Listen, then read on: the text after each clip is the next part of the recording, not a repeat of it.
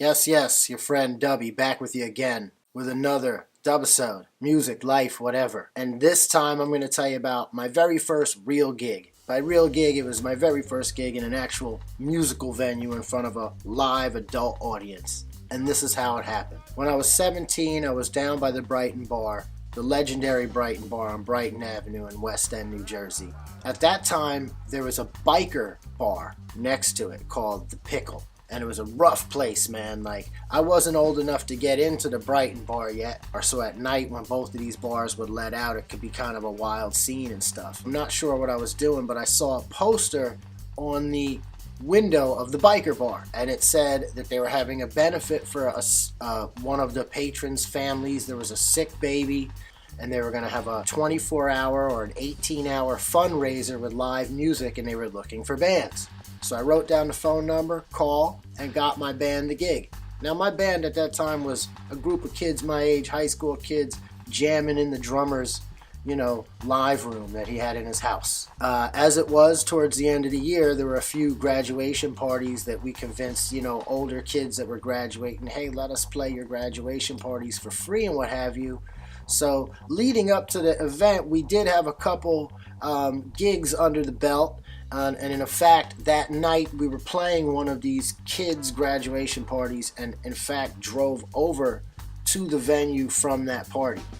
When we got to the venue, most of the kids that had tried to follow us over from the high school party fell back when they saw the bar and the scene and what was going on. But we had a gig to do, so we went right on in, went to the back door, loading in.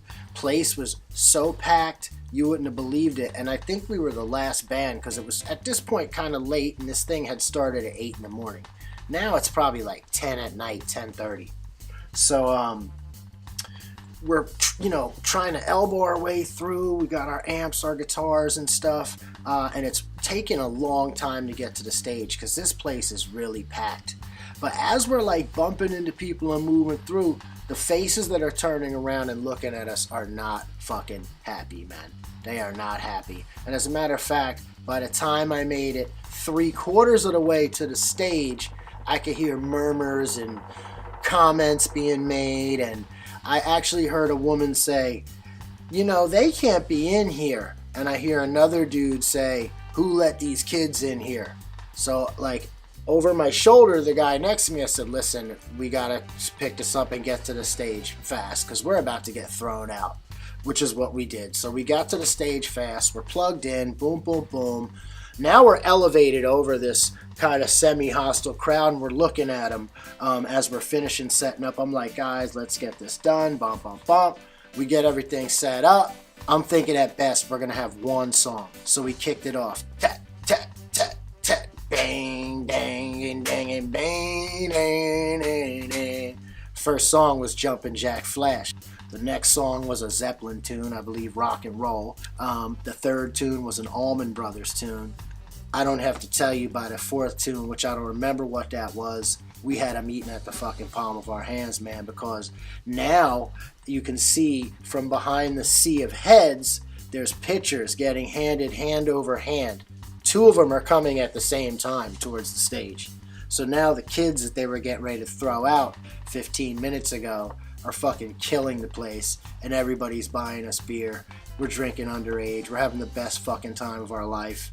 We got a saxophone player with a purple mohawk, and they were fucking eating it up, man.